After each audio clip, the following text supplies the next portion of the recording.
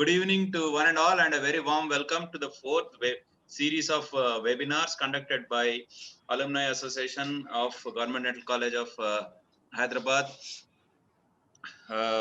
With this, I, Dr. Satyanarayana, today the moderator. I would like to start the proceedings for the fourth webinar of in the specialty of periodontology. The title being Periodontal Considerations in Restorative Dentistry. I thank the Alumni Association, to the Scientific Committee of the Alumni Association, for giving me the chance to moderate this webinar. I invite now Dr. Chandrasekhar, President of Alumni Association, to speak a few valuable words. Then we'll start the webinar. Dr. Chandrasekhar, sir, please. Good evening. Once again, a warm good evening to all present here. I welcome all of you on a hot Sunday evening to this webinar with the keynote speaker by my friend Dr. Raja Venkatesh Murthy, who was my classmate in MDS. Finished in 1987, joined in 1987 and completed in 1990. Welcome, dear Raja, to this webinar. Thank you. And I also welcome all the panelists, Dr. Hemchandra Babu, Dr. Anupama, Dr. Jagdish Reddy, and also the moderator of today's webinar, Dr. Satyanarayana. Welcome all of you for this webinar. Thank you, sir. Today, we have crossed our registrations more than 300, and I welcome all the participants, not only from the Government Dental College and Hospital alumni, but also from the various colleges. Today, the participants include the alumni members, the dental practitioners, faculty of various dental colleges, students and postgraduates from different colleges. I welcome you all, and you will not be disappointed on a Sunday evening, because the speaker and the panelists will be sharing their decades of experience, and it would be of great help to all of us in your academics as well as in your practice. The periodontium is the most important in dentistry, though the other than periodontists give the least importance. And now recently, even there was some news item that COVID patients with poor periodontal conditions, they have been reported with more complications in their recovery.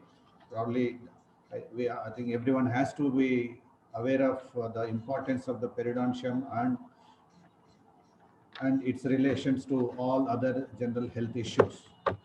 Today it is the fourth in a row on the 21st, 21st of March 21st year, and the fourth webinar by the alumni of GDCH Hyderabad. And every time we have been having the attendance of, so far we have had starting from 300 to 500, which is an indication for the serious interest shown by all the participants towards our programs. I welcome all the senior members, senior faculty, junior faculty, practitioners, interns, students, postgraduates, and also I welcome all the executive members of the Alumni Association of Government Dental College and Hospital. And as usual, Dr. Vivek Vardhan Reddy, the scientific convener for the Alumni Association of Government Dental College and Hospital, Hyderabad, also the principal of SVS Dental College, Mahbub Nagar, along with his team consisting of Dr. Ram Basani, Pallavi, Bhavana, and many others. They've been working hard month after month, right from the beginning, and to see that each and every program is becoming a big success. I welcome all the, if any, overseas participants today.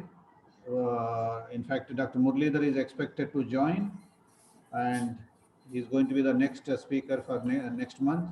And finally, please join the webinar and make best use of all the speakers, and have a great participation from every one of you. Thank you. Thank you, Chandrasekhar, sir. Those are real nice words for all the youngsters. I also announced the itinerary for the next month and also the speaker's name. Thank you so much. Now I invite member scientific committee, Dr. Sri Krishna, to say a few words. Dr. Sri Krishna, please. Can everybody see my screen? Yes, yes. Yes. Yeah. Good evening, everybody. Yeah. For the fourth webinar of AGDCH, we have a very senior most member from the Department of Periodontics, who is an alumni of GDCH Hyderabad, Dr. K. Raja Venkatesh Murthy. He has joined his BDS in 1980 in our own college, and he finished his MDS in Periodontics from our own college in 1990. He joined in 1987. He is presently working as a professor and head Department of Periodontics, Geetham Dental College and Hospital, Visakhapatnam. He has worked in various positions in prestigious institutes like SDM College of Dental Sciences, Dharwad, and CIBAR Science at Guntur. He has over 30 years of teaching experience and clinical experience in periodontics and implants, and he has around 19 plus of publications in international peer-reviewed journals. Thank you, sir, for taking your time out to share your knowledge. And among our panelists, we have first, again, our old alumni, Dr. Anupama Tadepalli. She joined her BDS in 1997 and her MDS in periodontics in 2003. She is presently pursuing her PhD in SRM University in the field of dental implantology, and the topic being comparison of various mechanical devices in dental implant surface decontamination. She is presently working in the same college as a reader, and she has earlier worked as a lecturer in CIBAR Institute of Dental Sciences. She has over 30 publications in national and international journals, and she has also been a contributor in 2 books, namely Dental Pulse and the volume 2 of Complete Review of Dentistry. She is a reviewer in several journals like SRM JDS, JCDR, JAD, IPPS, and the JPSR journals. And she's also a life member of ISP, ISPRP, and ISOI. Thank you, Dr. Anupama, for taking your time out to become one of the panelists. The second panelist is Dr. Jagadish Reddy Ji, and he too has done his BDS from GDCH Hyderabad in 2001. He joined in 2001 and his MDS in periodontics in 2007. He is presently working as a professor in Kamineni Institute of Dental Sciences, Narketpalli, and he has over 35 publications in national and international journals. I also thank Dr. Jagadish Reddy for taking his time out to be a panelist for the 4th webinar. Then the last panelist we have is Dr. C. Hemchandra Babu, who again joined his BDS in our own college in 1996 and his MDS in periodontics in 2003. Presently, he is the professor and HOD at Meghna Institute of Dental Sciences, Nizamabad. He has over 25 publications in national and PubMed Index journals. He is also a life member of the Indian Society of Periodontology, and he was also appointed as the chairperson in the International Conference on Cortical Implantology in Chennai in 2018. Thank you, Dr. Hemchandra Babu. And finally, we have our own dynamic Dr. D. Satyanarayana, who is the moderator for today's webinar. He did his BDS, he joined his BDS in 1990, and his MDS in periodontics from our own college in 1996. He has over 15 years of teaching experience, after which he retired as a professor from Kamineni Institute of Dental Sciences, Narketpalli. He has been a UG and PG examiner for several colleges in South India and Maharashtra. Presently, he is into private practice since the last 20 years. He has 12 plus publications in peer-reviewed and PubMed Index journals, and his professional interests include implants, hard and soft tissue regeneration. Thank you, Dr. D. Satyanarayana, for accepting to moderate this webinar. I now transfer the proceedings to Dr. D. Satyanarayana for the continuation of the webinar. Thank you, sir, Dr. Sri Krishna. I hand over the scientific proceedings for our keynote speaker, Dr. K. Raja Venkatesh Murthy Garu, to present his presentation. I invite Dr. Raja sir to start his proceedings. Thank you. Thank you. Thank you, Satyanarayana. Thank you, Dr. Sri Krishna, for the nice introduction. I'll be sharing the screen.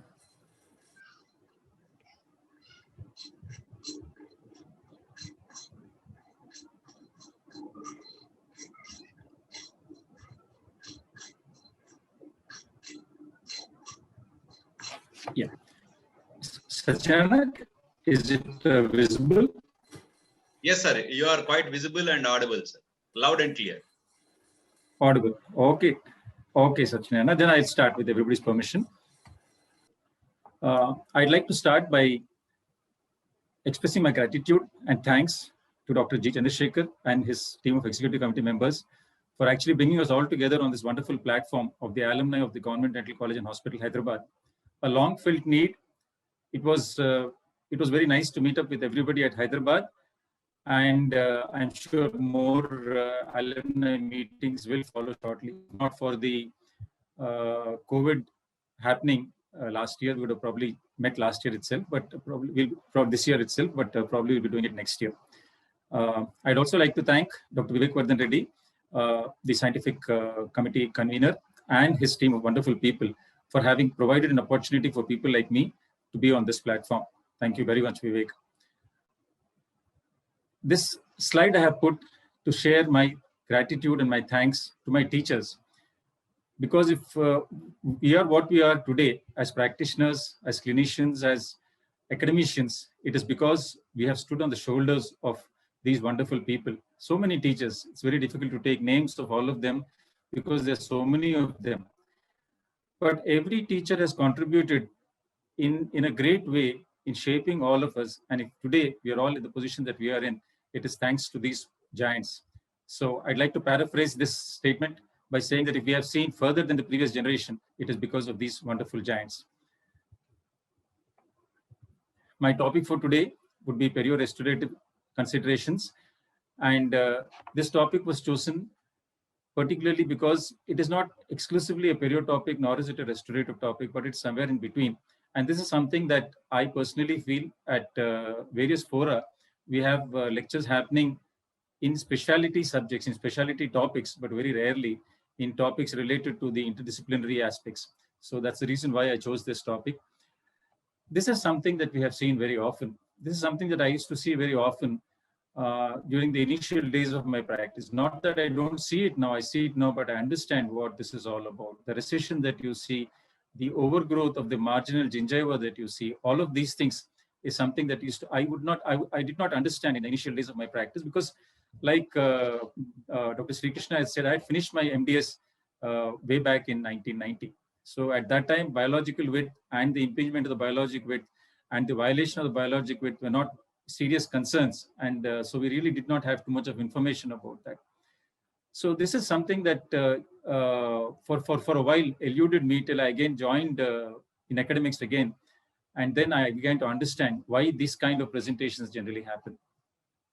I will be doing my presentation under the following headings.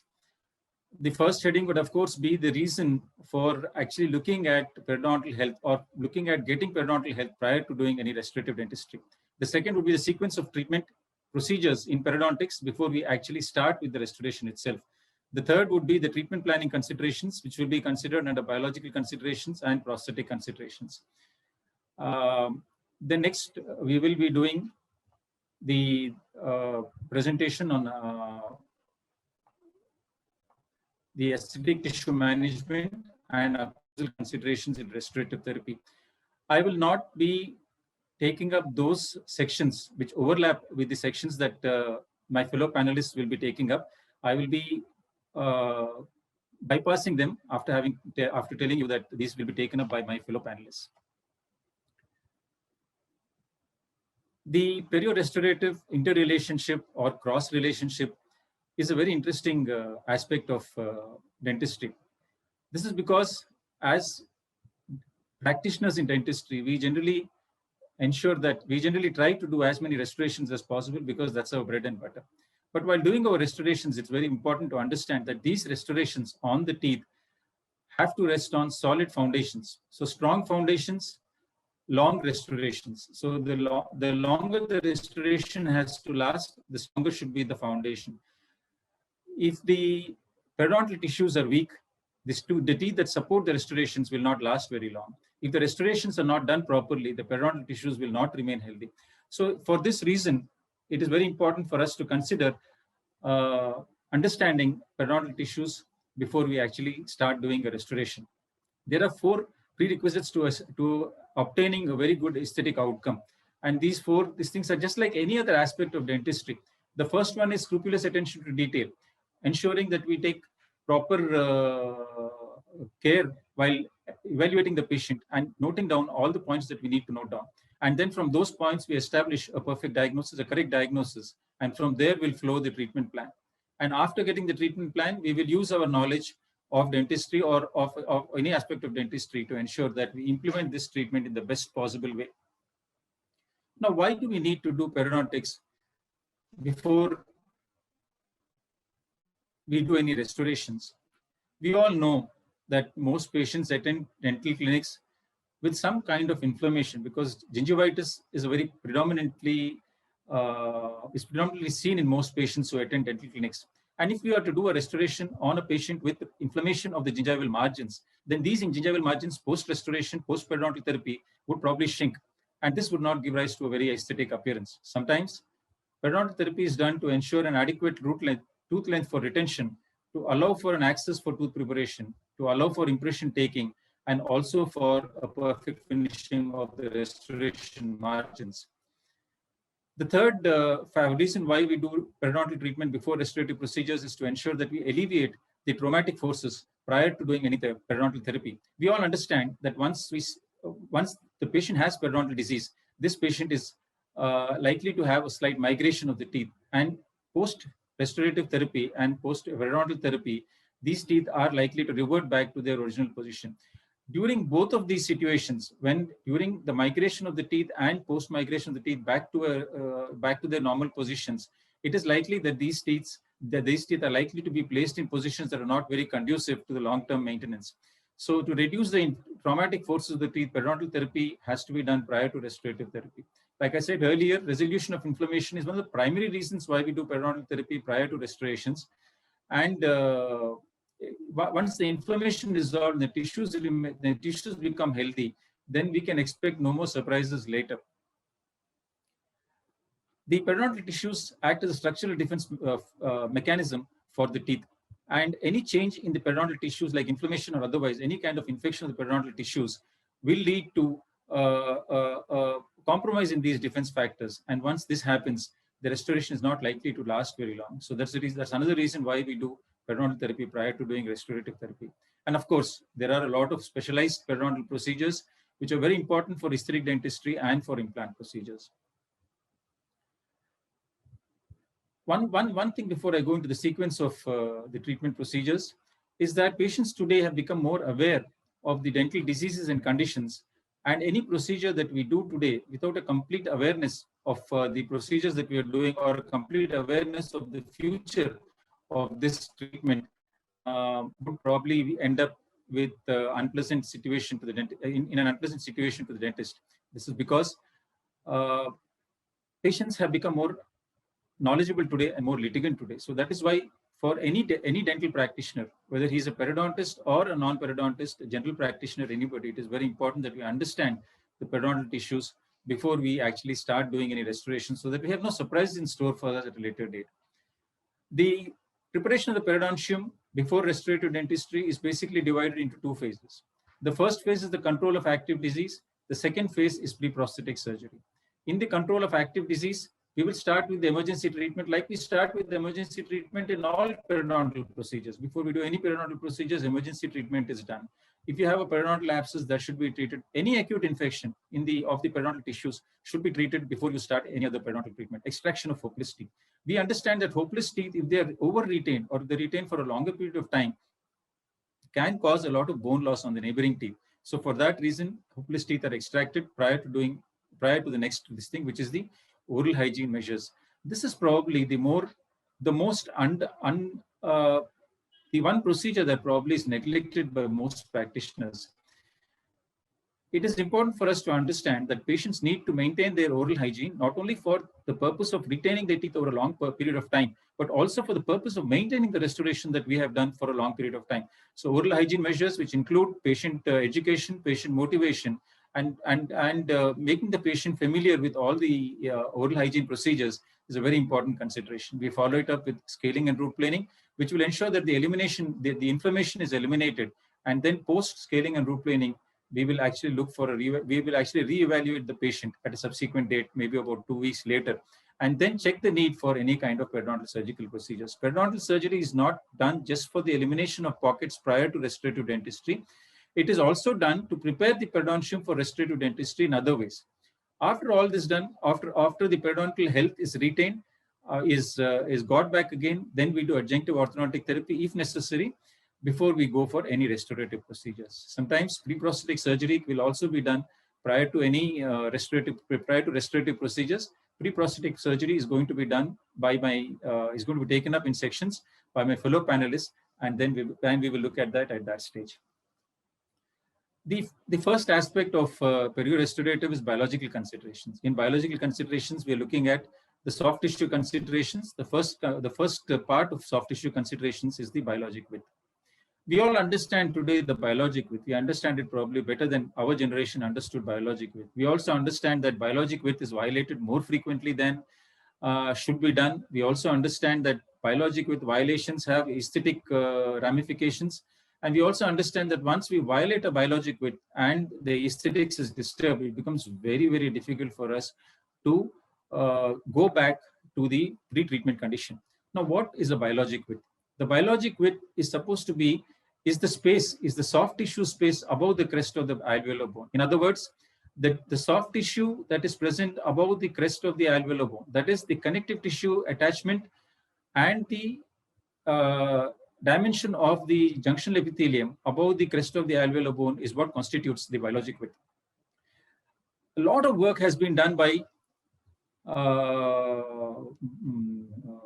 Gargailo and co-workers, Orban and Wentz, on cadavers, and they have decided that after examining a lot of cadavers, they have decided that the connective tissue attachment dimension is about 1.07 millimeters, and the junctional epithelium dimension is about 0.797 millimeters. One important point over here to understand is that this is more or less a mean connective tissue attachment and junctional epithelium dimension. It is not necessarily the same dimension that is found in every patient. Biologic width dimensions can change from tooth to tooth and can also change from individual to individual. So biologic width dimension should be assessed before we actually, in every individual patient, before we actually begin to start treating the patient for restorative dentistry. It has tremendous ramifications. The impingement of the biologic width has tremendous ramifications. We'll just look at that. And this is the first picture that I put up, and this is something that we all need to understand. The reason why I was saying that it is very difficult to go back to the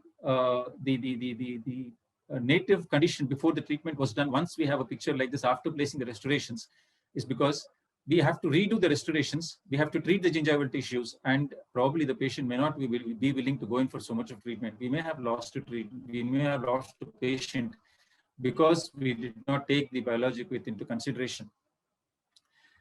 The impingement of the biologic width actually manifests as two diametrically opposite appearances. It gives two diametrically opposite appearances. It can manifest as gingival recession. It can manifest as an overgrowth of the marginal gingiva. It can manifest as recession if the soft tissue, that is the gingival tissue above the crest of above the alveolar bone and the alveolar bone itself are very thin, or it can sometimes manifest as an overgrowth of the gingival tissue. Either way, please understand that both these presentations suggest or indicate a violation of the biologic width. Now, how do we evaluate the biologic width? The biologic width can be evaluated by in two ways primarily: radiographic evaluation and a clinical evaluation.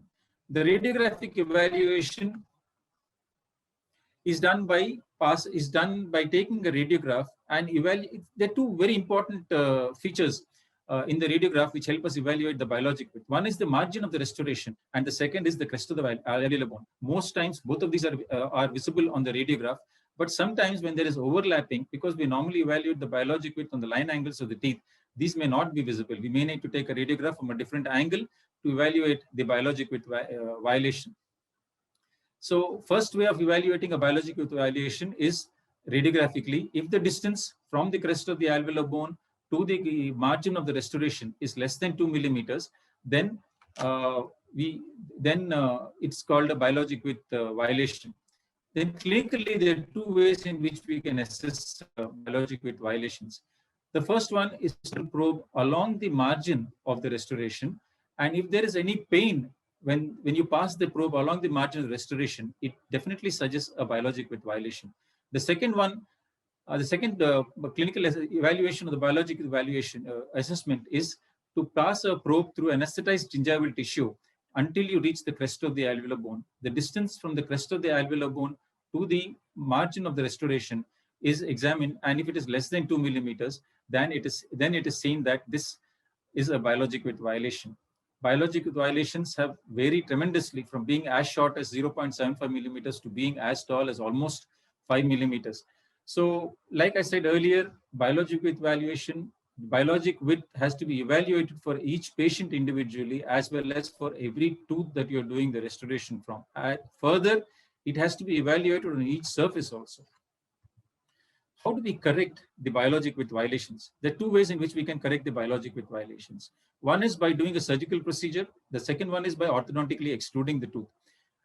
Surgery is a more rapid of the two options and is generally done in the anterior areas of the teeth, in the anterior regions of the mouth, where aesthetics is not going to be compromised by removing a certain amount of gingiva and the crest of the alveolar bone. When you do surgery, what we do is we assess the amount of biologic violation that has happened, and then we resect that part of the gingival tissue and the crest of the alveolar bone, which will help us determine, overcome the biologic width violation. This is done, like I said, in the aesthetic areas of the mouth where post-surgery aesthetics is not going to be a primary problem. Then orthodontically extruding the tooth, where you have interproximal impingement of the biologic width, orthodontically the teeth are extruded. If you see here, there are two things that are important that we should consider. The first one is that during surgery, we actually move the crest of the alveolar bone away from the margin of the restoration. And orthodontically, when we do orthodontic therapy, we move the margin of the restoration away from the crest of the alveolar bone. So it automatically follows that if you have a very short root, surgery is not going to be a very good option. Of course, when you have a very short root, probably even orthodontic extrusion is also not going to be a great option. But so these are two ways in which we can do. Orthodontically, we can do a very low extrusion of the tooth, and we can also do a rapid extrusion of the tooth. When we do a very slow extrusion of the tooth, over a period of time, the gingiva and the alveolar bone, crest of the alveolar bone, also move coronally along with the tooth itself. And then post orthodontic therapy, we resect the gingiva and the tooth to the extent that is necessary to avoid the biologic width violation. When we do a rapid extrusion, we generally follow it up with a supracrestal fibrotomy to ensure that the gingiva and the crest of the alveolar bone do not move along with the tooth. So these are the two ways in which we can actually correct the biologic width violations.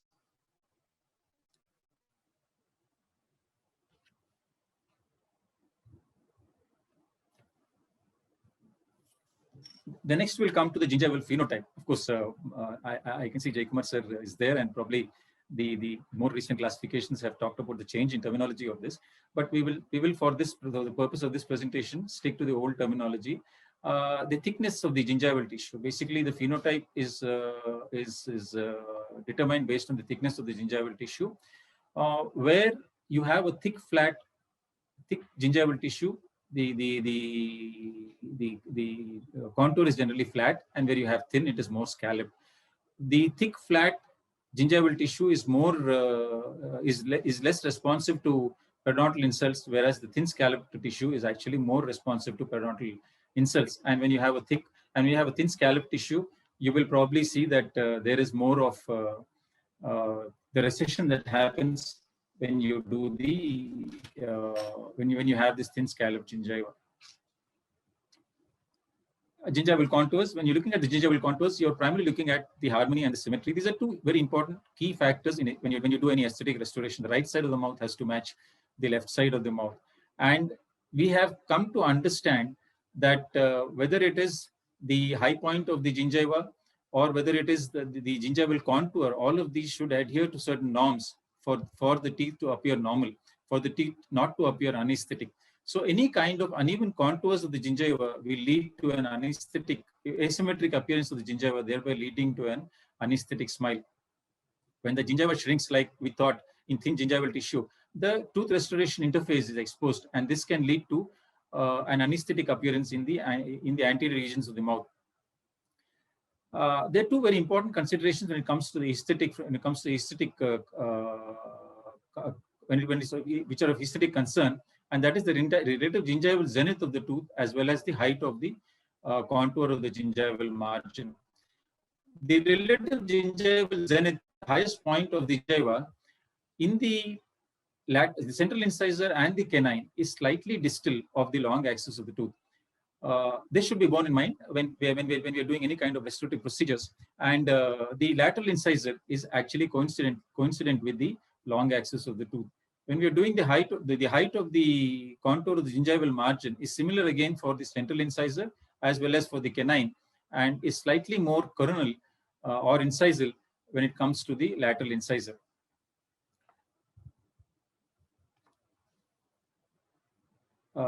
The attached gingiva. This again, my panelist, our panelist today, Dr. Anupama, will be talking about the attached gingiva. So I'll just speak very briefly about this because this has been an area of concern for most periodontists and general practitioners for a long period of time. All of us are aware that there is a certain amount of importance attached to the width of the attached gingiva. Lang and Low, way back in 1972, suggested that normally in gingiva where the width of the attached gingiva is less than 2 millimeters, gingival inflammation can be seen more often. But in 1977, Miyasato et al. Actually suggested that even in areas where there is minimal attached gingiva, periodontal health can be maintained provided good plaque control is practiced.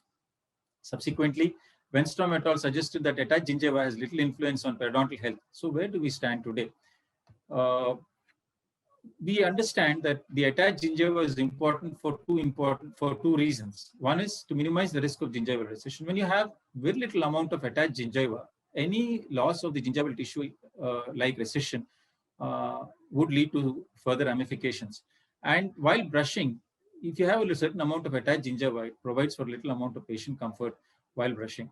So where we stand today is that the width of the attached gingiva is not a very important consideration when it comes to either natural teeth or implants, but it is always in the interest of future periodontal disease. It's always important for us to have an adequate width of the attached gingiva.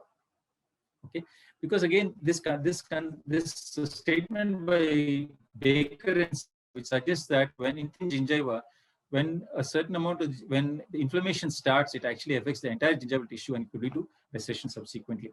Okay.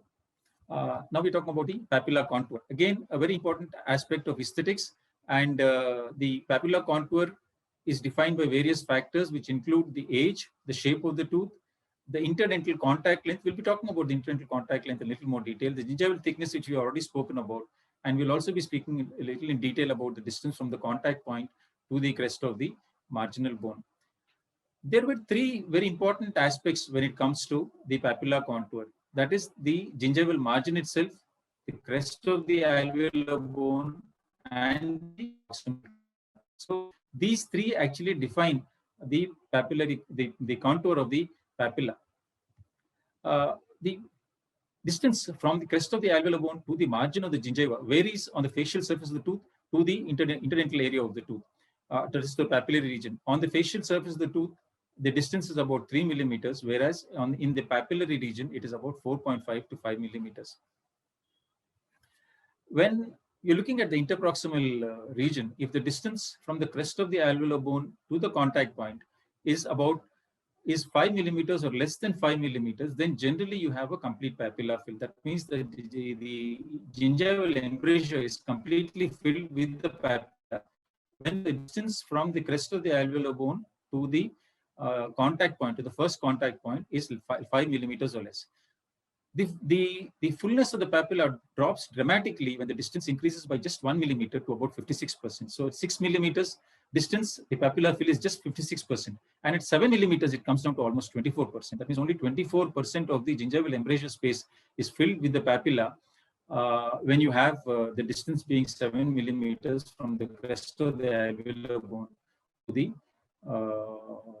initial contact point of the tooth. So this is a very important consideration in restorative dentistry, because lots of times we either encroach on the gingival embrasure space, in which case it could give rise to a biologic width violation, or we sometimes move far away from the gingival embrasure space, in which case it could give rise to what we call more commonly the black triangles. So either of these are not acceptable aesthetically, and hence this dimension should be kept in mind while doing any kind of this thing. The last aspect of the soft tissue considerations is subgingival debris. When we are taking impressions and when we use retraction cords, or when we use impression material, or when we do a provisional restoration, the provisional restoration material itself, or the temporary or the permanent cement could stay back in the gingival sulcus and then give rise to inflammation. Obviously, prior to restorative therapy, we have completed the removal of the local factors. Hence, local factors cannot be a reason for the inflammation in this area. So the only other reason why inflammation can happen in this area post placement of a restoration is because of this subgingival debris. To understand whether subgingival debris is present in the gingival sulcus or not, what we could do is to pass a curette into the subgingival space, that is into the circular space, and then try and see if any of these remnants of retraction cord, impression material, provisional material, or temporary permanent cement is left behind, and then remove that. Now we'll move on to the hard tissue considerations. The contour of the teeth is again a very important consideration when it comes to the periorestorative procedures. Obviously, aesthetics plays a major role when you have teeth where either diastema are present, or when you have open gingival embrasures. We sometimes try to make the restorations in such a way that that space is filled with the restoration. But sometimes that can be an insult, that can cause an insult to the gingival tissues, because of which biologic width violation can happen, and subsequently undesirable periodontal sequelae can happen. So, but crown contours sometimes will require to be modified when we do treatment in the areas of open gingival embrasures, or when we have diastemas. It is very important to understand that in a facial-lingual direction, in the proximal surfaces of the teeth, on the proximal surfaces of the teeth, in between two teeth, in a facial-lingual direction, from the incisal region to the gingival region, the crown contour should not be greater than 0.5 millimeters. We just discussed this in a little more detail subsequently. Okay. Again, the proximal surface of the tooth, also very important, because when you have the roots of the teeth very close to each other, there is very little flexibility for changing the contour of the teeth. It has to naturally follow the contour of the tooth prior to placement of the restoration itself. When the roots are further apart, it becomes a little more easier, or it becomes a little more possible for us to deviate from the original gingival, from the original contours, the location of the interproximal contact areas. This is again a very important consideration. One thing that we could easily remember is that the contact areas move apically from the anterior to the posterior. In the central incisor region, you have the contact areas in the incisal 1/3 of the tooth, and then as we move along from the lateral incisors canines, these contact areas move a little more apically. So roughly, very roughly, the contact areas move apically from the anterior to the posterior regions. This has ramifications for the incisal embrasures as well as the gingival embrasures, and it would do well for restorative dentists to understand this before they proceed for restorative dentistry. There are we come to the prosthetic considerations now. In the margin, placement of the margin of the restoration, there are three areas where we can place the margin of the restoration.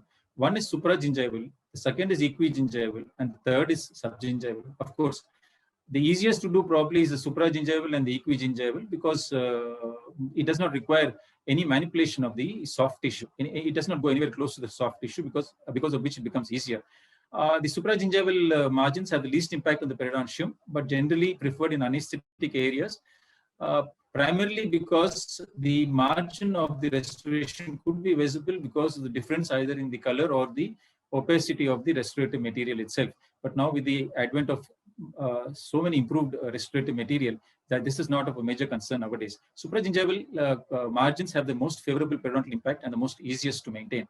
Equigingival margins at one time were thought to cause more gingival inflammation than the other margins, but today again with our ability to use better material and to use better techniques, equigingival margins are also more acceptable today.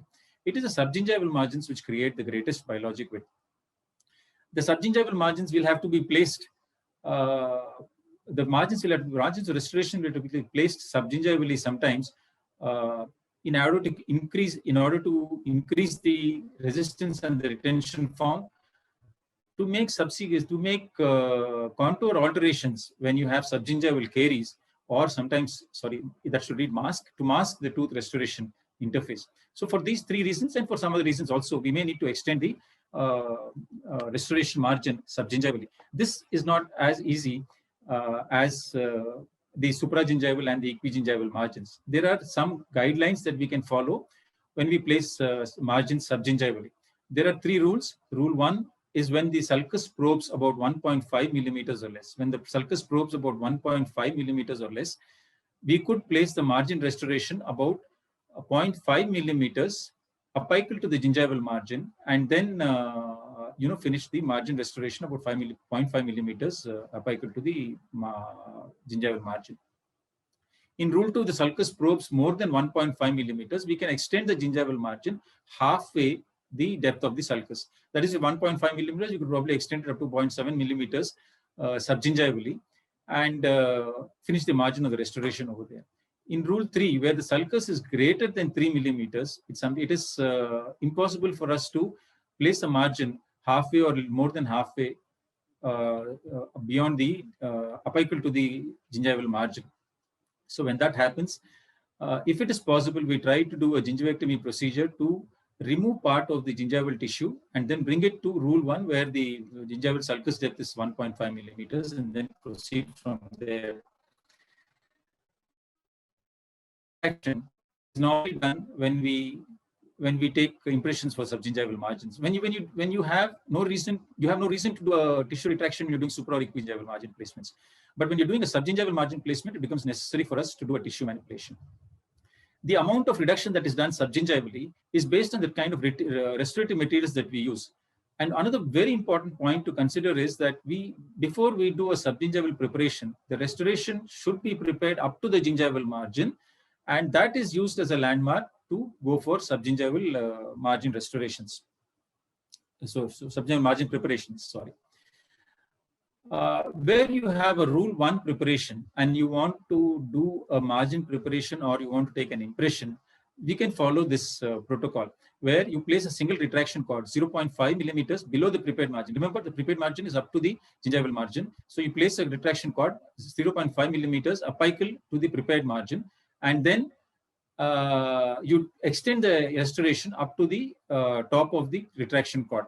For the purpose of taking an impression, you will place another retraction cord within the gingival sulcus, push the 2 retraction cords so that the top of the second cord will actually be at par with the prepared tooth margin, and then remove the second cord and take the impression. If you're in a rule 2 situation that we have discussed earlier, where the sulcus depth is greater than 1.5 millimeters, we will place 2 cords into the gingival sulcus, with the second cord being about the depth of the sulcus, till where you want the margin to extend, the tooth margin to extend.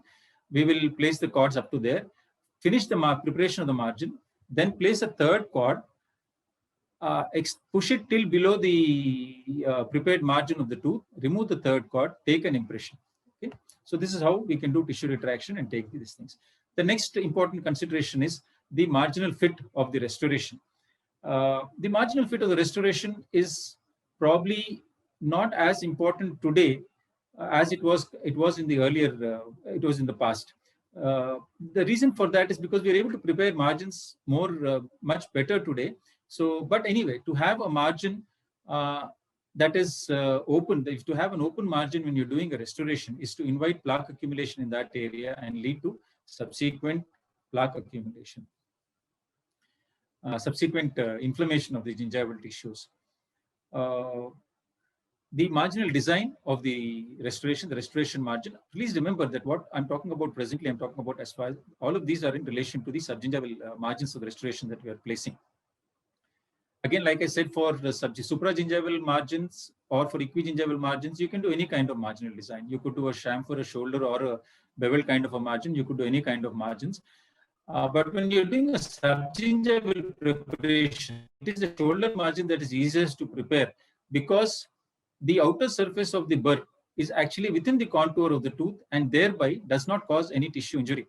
Of course, you will have to do tissue retraction prior to doing the extending the restoration subgingivally. But having said that, this is one the shoulder preparation is more easier to do than the chamfer or the bevel preparations, because in the chamfer or the bevel preparations, the burr is placed more to outside the contours of the tooth and therefore can lead to gingival tissue abrasion, which can lead to subsequent recession. To overcome this, South has suggested that ultrasonic tips be used to minimize the trauma when creating subgingival margins. The marginal integrity, the same as the marginal fit, authors have found that there is very little difference if the margin is either 30 microns or 300 microns or 200 microns, or 200 microns. It is more important is the overhanging margins of the restorations, especially when you have where you have a proximal restoration with an overhanging margin. That probably causes more accumulation of bacteria, and this bacteria is very akin to the periodontal disease-producing bacteria, and therefore is more harmful to the periodontal tissues, and hence these overhanging restorations are probably more important than slight marginal discrepancy. But having said that, the marginal discrepancy should be kept to the minimum so as to minimize plaque accumulation and therefore and subsequently the inflammation that happens. The contour of the tooth, we have seen earlier that the contours of the tooth are important considerations in restorative dentistry as far as periodontics is concerned, because restoration contours are very important for the maintenance of the periodontal health. Periodontists may or may not agree about self-cleansing, the mechanism of self-cleansing, but the contour of the teeth itself is very important in the maintenance of the periodontal health. The ideal contour provides an excellent access for oral hygiene, has the fullness to create the desired gingival form, and provides for a pleasing visual contour in the anterior regions of the mouth. If you're given a choice between choosing over contouring of the tooth and under contouring of the tooth for any restoration, even if it is in the anterior region, please choose the under contouring of the restoration, because this gives rise to minimal periodontal damage. This has minimal periodontal ramifications. So the under contouring of the restoration is generally more preferred. Why do over contouring of the gingival of the restorations happen? That happens because the practitioner has not prepared the tooth substantially. It is not the fault of the lab that the restoration is over contoured. It is probably the fault with the practitioner that the tooth preparation is not adequate enough, and to prepare and to provide for adequate dimension of the restoration material, the lab has had to over contour the restoration. This has severe ramifications, especially in terms of plaque accumulation, again leading to gingival inflammation, which could again lead to gingival recession or other unfavorable sequelae of the teeth. There are two aspects to the coronal contour, cervical contour, and the second is the interproximal contour. In the cervical contour, we have two important considerations. One is the emergence profile of the restoration. The emergence profile of the restoration is the restoration as it emerges from the gingival sulcus. As it emerges from the gingival sulcus, the restoration should be straight for the first 0.5 millimeters to maintain the contour. That's very important when we see the emergence profile of the restoration.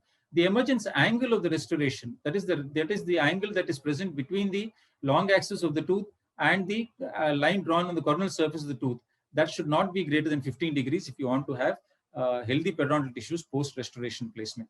The interproximal contours are more important than the cervical contours, primarily because insufficient interproximal contours will give rise to foot impaction.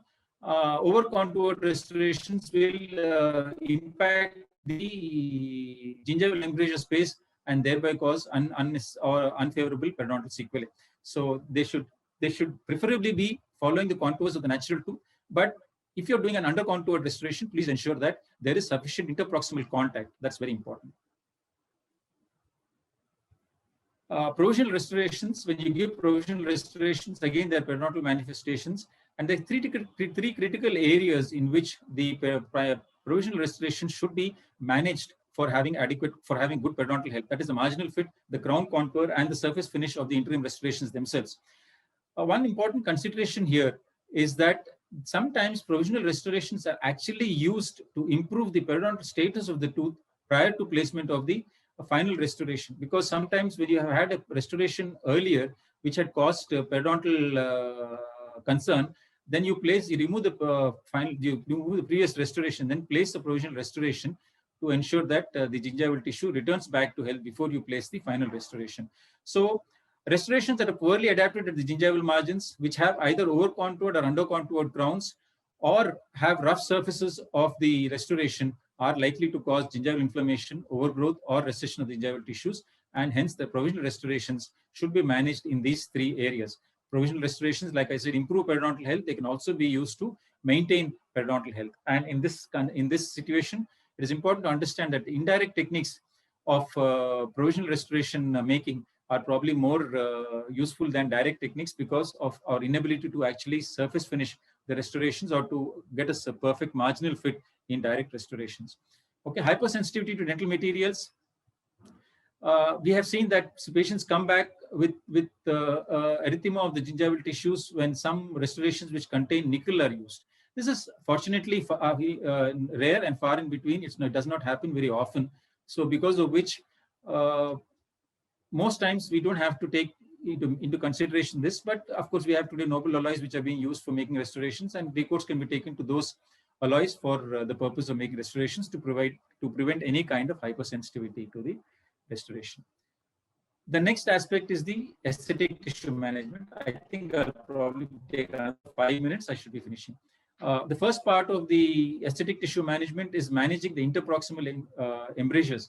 We all understand as dental practitioners that the most unfavorable response post-restoration placement of the periodontal tissues is the formation of what we call the black triangle. This is something that is very anesthetic to the individual and to their family members. This is something that's constantly pointed out to the patient all the time. So the patient is actually very concerned when you have open gingival embrasures. So it's very important for us to be able to manage open gingival embrasures, whether it's in natural teeth or whether when you place restorations. Like it says over here, the interproximal embrasures created by restorations in the dental papilla enjoy a unique and intimate relationship because the ideal interproximal embrasure should house the gingival papilla and extend the tooth contact to the top of the papilla, which means that the papilla should exactly fill the embrasure space. It should not either overfill the embrasure space and spill out, nor should it underfill the embrasure space and cause an open black triangle. So these are the factors that govern the papillary height. Like we saw earlier, the free gingival margin averages about 3 millimeters above the underlying facial bone. From the facial bone to the gingival margin would be about 3 millimeters on the facial surface and about 4.5 to 5 millimeters in the interproximal area. This should be remembered when making any kind of restorations.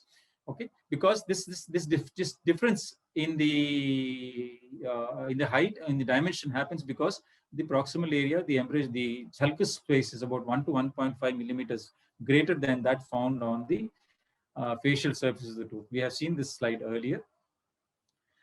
Then we will be talking about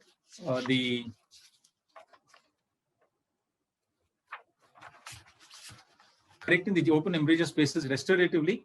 One important point to understand over here, when you have open gingival embrasures and the patient wishes to have these embrasure spaces closed, is that one very important consideration is that we should never impinge on the biologic space, on the biologic width space. When we are doing a restoration, when we carry a restoration interproximally to the gingival tissues, please ensure that the restoration does not impinge on the biologic width space. And when you carry a restoration subgingivally, please ensure that the restoration at the cervical area is not finished in such a way that there's a ledge formation over there which allows for plaque accumulation and hence a lot of inflammation in that area. That inflammation remains permanent as long as the restoration is there. Troubleshooting when you have open embrasure areas is that when you have an open embrasure and the papilla are all at the same level, the chances are that there is a problem with the contour of the tooth itself. The tooth form itself, there's probably some change, and once we change the contour form, probably the papilla will be much better. When you have a papilla that is slightly apical to the papilla on the adjacent teeth, the papilla in question is apical to the papilla on the adjacent teeth, then it could probably be that there's a loss of crestal bone in that particular area. If the crestal bone is also at the same height and the papilla is deficient, then that could again revert back to the formation, to the form of the teeth itself, and the tooth form may have to be changed to actually eliminate that open embrasure space.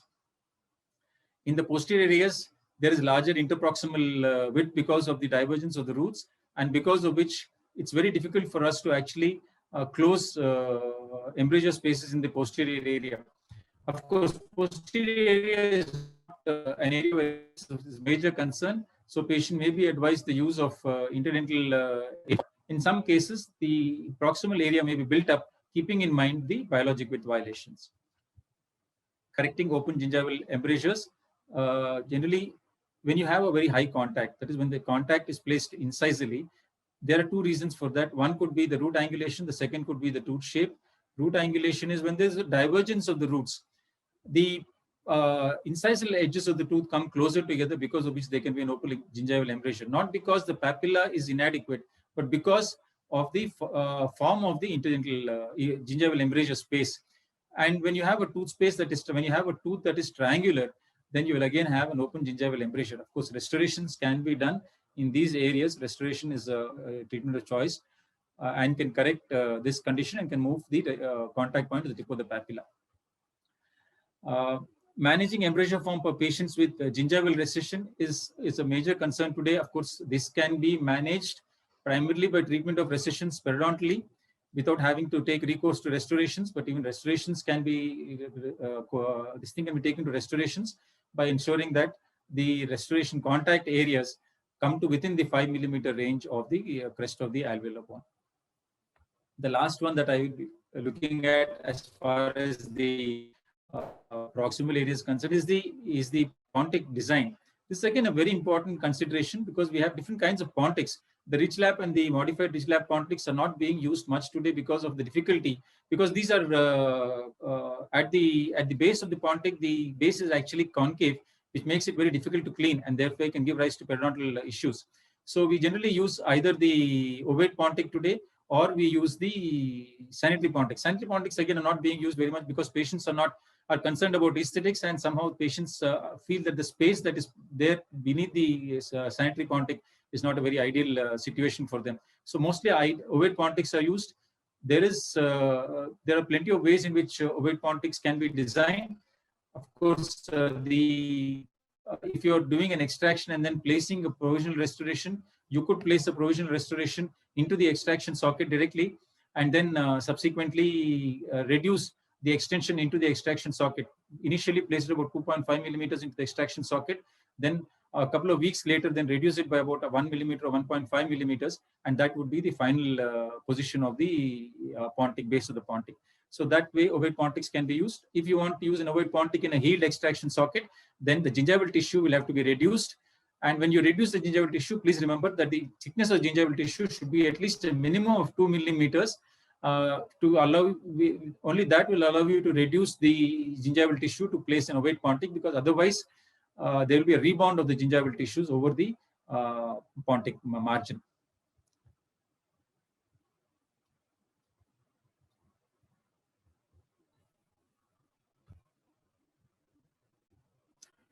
The last one, briefly, is the occlusal considerations in restorative dentistry.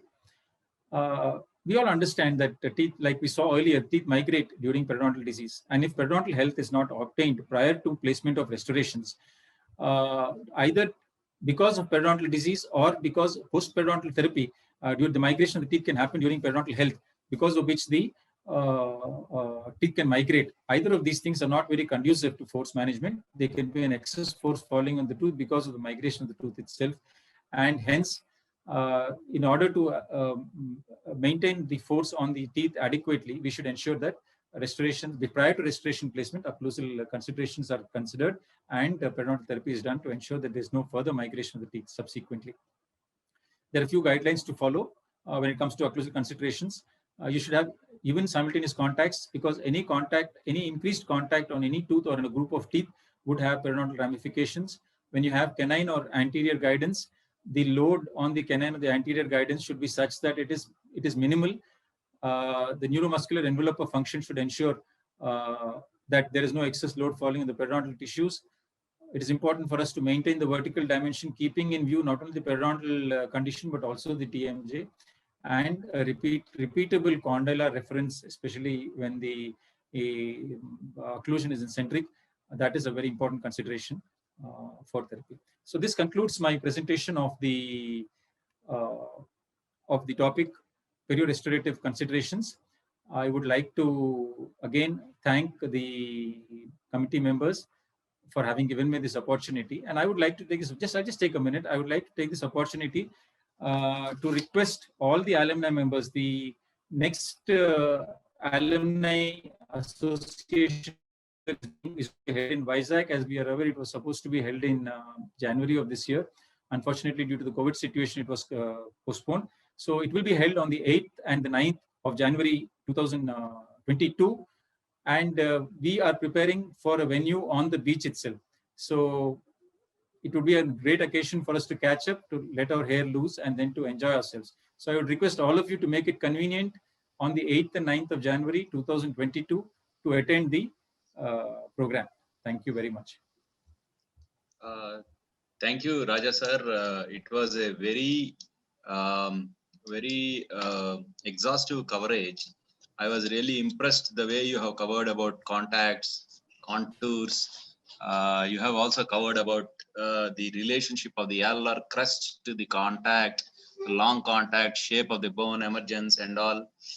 These are very, very, very fine points that I don't know about others, but I take into considerations day in, day out. And you also covered one of my favorite topics, that is retraction cards. You know, I wanted to share some of the pictures, but it's okay. Retraction cards is like very dear thing. And these were some of the issues that I quit teaching and started implementing in my clinic. And then the day I started these things, I saw wonderful results in my operatory with my patients and long-term results. Now I invite Dr. Anupama from Chennai to present her view on this topic. So over to Dr. Anupama. Thank you, sir.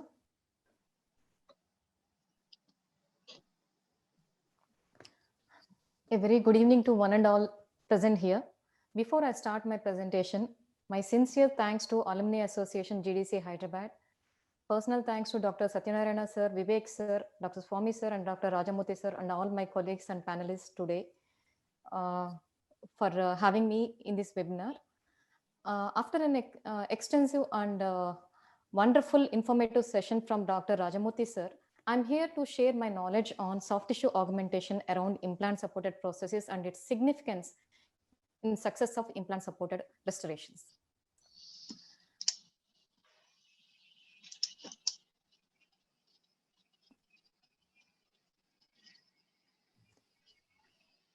So in this session, I would like to focus mainly on, do we really need the attached gingiva or attached mucosa or keratinized mucosa around implant supported restorations?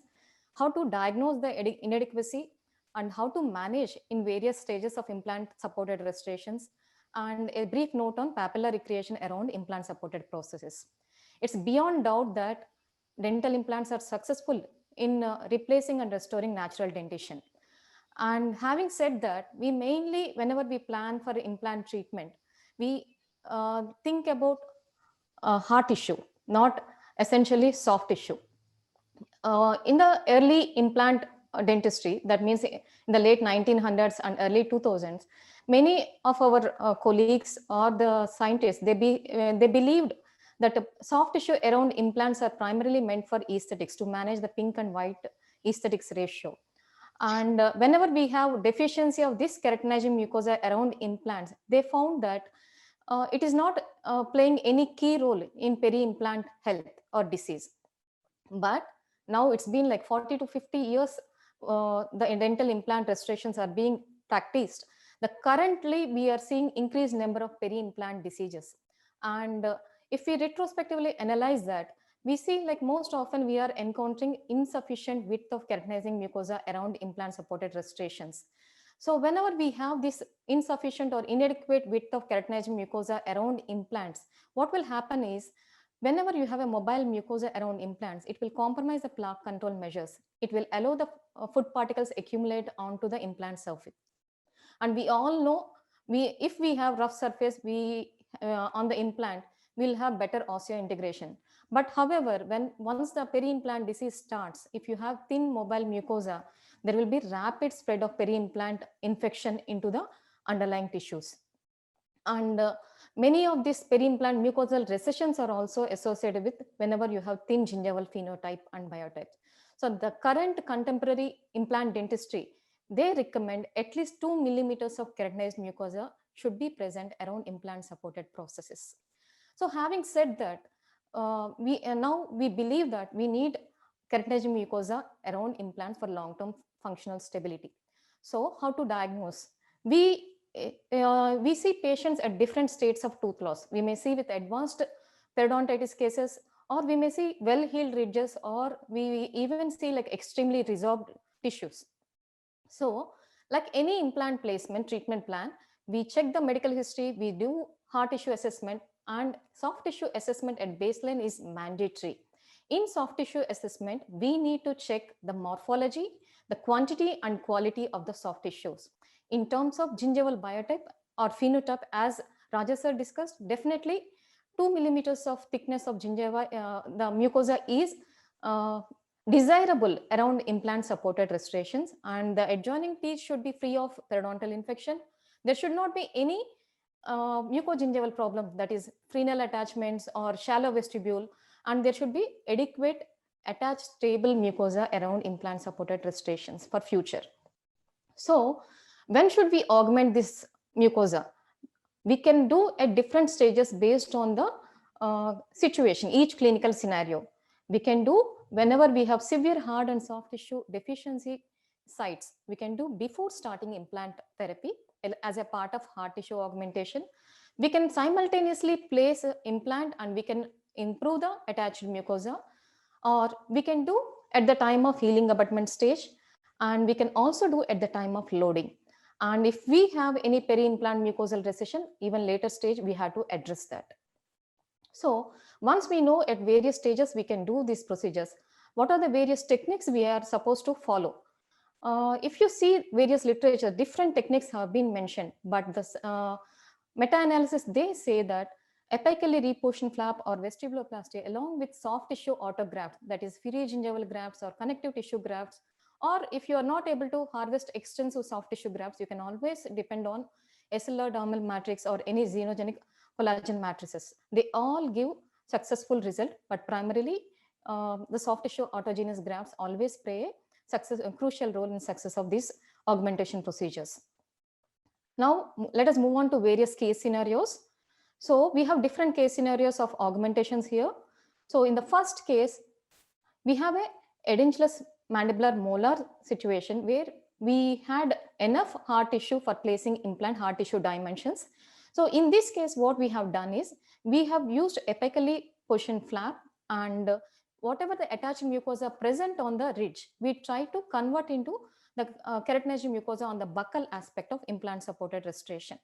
So we have given a papilla sparing incision. Always whenever it is possible, you spare the papilla in between the implant and natural teeth. It is very difficult to regenerate the papilla, and if we don't take care of the papillary margins, we will always end up in black triangles around implant supported processes. So basically we have done a papilla sparing incision and paracrestal. Whenever you want to convert this attached mucosa into the keratinized mucosa on the buccal surface, don't give the incision on the crest. Instead, go a little bit lingually or palatally in case of maxillary area, a paracrestal incision, and then you give two vertical releasing incisions in extending into the buccal vestibule.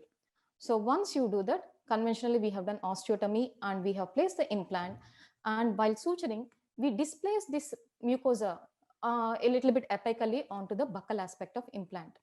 So at the end of 3 months, we are able to establish good amount of keratinized mucosa onto the buccal aspect of implant. You can see the occlusal aspect and you can see the buccal aspect. This is the alar mucosa, and you can see good amount of keratinized mucosa on the buccal aspect of implant. So this is a baseline where you have mucogingival junction here and very limited amount of attached gingiva, where at 3 months you can see good amount of keratinized mucosa achieved by this technique. So this can be done when you don't have a hard tissue deficiency and you have a good amount of attached mucosa onto the healed site. Sometimes what will happen is we will have baseline sufficient amount of keratinized mucosa, but if we do like extensive augmentation procedure, what we do is we coronally displace the buccal flap to prevent the exposure of membrane and graft material.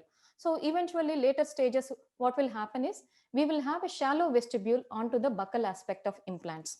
So this is a case where we address this shallow vestibule by conventional vestibuloplasty incision, and where we apically push the muscle attachments. And to promote the healing, here what we have done is we have taken the blood from the patient and we prepared the advanced platelet rich fibrin membrane. We tucked into the wound area and we secured with the sutures.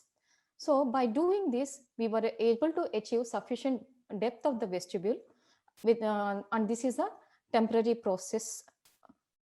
So in the baseline, we have very shallow vestibule where during the prosthetic time, we were able to achieve at least a minimum depth of vestibule so that patient can maintain the plaque control measures. So if you want to really achieve keratinized mucosa around implant supported restorations, it's better always to take grafts, soft tissue autografts. So in this case, at the time of loading, we found that there is shallow vestibule, and you can see the frenal attachment here, and there is no literally no attached mucosa or keratinized mucosa on the buccal aspect of these implants. So we harvested a free gingival graft from the palate and we adapted onto the de-epilized recipient bed here, and we secured with sutures.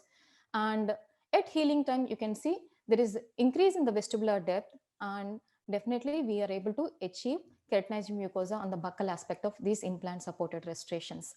So at the baseline, we have very shallow vestibule, whereas post-operatively we were able to, at the end of 6 months, we were able to have sufficient amount of attached gingiva so that patient can maintain properly. So most often we encounter both soft and hard tissue deficiencies. Here is a case where we manage both hard and soft tissue deficiencies step by step ways. So this is an area where we have mandibular posterior molar missing, and there is a buccal soft tissue deficiency and hard tissue deficiency. You can see there is a concavity here. So, and if you see on the buccal aspect, you can see like very minimal amount of attached mucosa onto the ridge. So what we have done is, we have done a paracrustal incision. So we have elevated the flap and we did ridge splitting technique. This is the ridge splitting technique, and we placed the implant and we saw the buccal side, the remaining amount of the bone is very thin. So if you want to have good tissue biotype, you should have tissue phenotype, you should have minimum 1.8 mm buccal bone. But here it is less than 1 millimeter. So what we have done is, we have done the decortication. We have used some xenogenic graft material and we mixed with the injectable PRF, again harvested from the blood of the patient. And we prepared a sticky bone. We adapted onto the buccal aspect. And we have used here a xenogenic collagen membrane. And we secured the membrane both buccally and lingually beneath the flap, and we secured with sutures. And this is the time of suture removal. So around 4 months, we were able to have sufficient better hard tissue dimension compared to the baseline, but still the soft tissue, the keratinized mucosa was not adequate. So what we have done is, again, we have done apically portion flap by giving a papilla sparing paracrustal incision. You can clearly see the incision is not at the crust, it is a little bit lingual, it is on the lingual mucosa. So we place the healing abutment, and buccally we have apically portioned the flap and we suture by interrupted sutures. So at 6 weeks, this is the healing tissues we can notice, and we remove the healing cap and we have taken the impressions, and this is the final picture. We are able to achieve at least 1.5 mm of keratinized mucosa onto the buccal aspect of implant supported restorations. So this is a baseline picture, and this is a post-operatively good amount of soft tissue what we have achieved by doing hard and soft tissue techniques.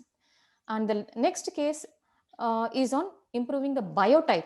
As we said, like gingival phenotype, we should have a thick biotype or phenotype to mask the grayish translucency for implant, and also to prevent the peri-implant mucosal recession. So in this case, what we have done is, at the healing stage, healing abutment placement stage, we have taken a connective tissue graft from the palate, and using the healing abutment, we have made a small hole in the center of the connective tissue graft. With the help of healing abutment, we tucked this connective tissue graft on the buccal and palatal aspect of implant. And this is the picture at the early healing stage. And at 6 weeks, you can see voluminous buccal mucosa onto the implant surface. And very briefly, my last last topic is on papilla recreation around implants. We all know after tooth loss, the crestal dimension will be resolving and it is becoming low, followed by your papillary loss. So whenever you don't have papilla, you have black triangle, which eventually lead to reduction of your pink white aesthetic score, and there will be less aesthetically acceptable restorations. So as Rajesh sir already covered, I'm not going in detail of various factors that influence the papilla dimensions around implants, but we have to remember that contact to ulnar crest distance, it should be less than 4.5 if it is a natural tooth and implant the papilla, and if it is between two implant papillae, it should be less than 3.5 mm. So instead of giving a long contact, we can always augment if we have adequate osseous crestal dimension. So here is a split finger technique, which is mainly done in the healing abutment stage for improving the papillae around implants. So this is a case where we have missing second premolar. In a traditional way, we have given paracrystal incision, we place the implant and we close the area. At the second stage procedure, we have given a U-shaped incision, papilla sparing U-shaped incision. We didn't extend into the buccal ulnar mucosa. We confined to attached mucosa. And what we have done is these papilla, whatever that are present around the natural teeth, we have done de-epithelialization. And the central U-shaped flap, we have split into two fingers and we moved them onto mesial and distal aspect of the implants. Mesial and distal aspect of healing abutment, and we were able to achieve papillae, good papillae around implant supported restoration. Okay, so this is another case. Quickly, I'll run through the pictures. Again, mandibular premolar, and we are use same split finger technique proposed by Kalmish, and we were able to achieve papillae around implant supported restoration. To conclude, we believe that success in implantology just means functional, not just means like survival.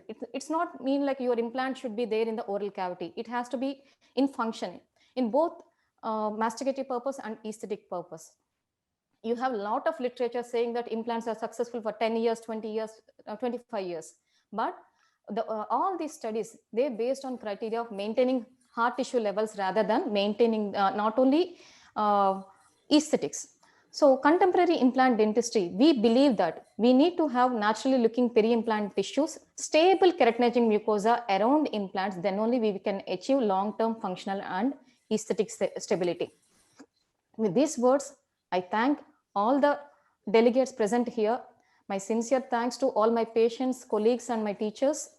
And with this, I'll conclude.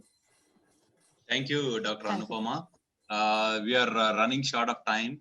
I hand over the proceedings to Dr. Jagadish now. Dr. Jagadish Reddy, kindly take over.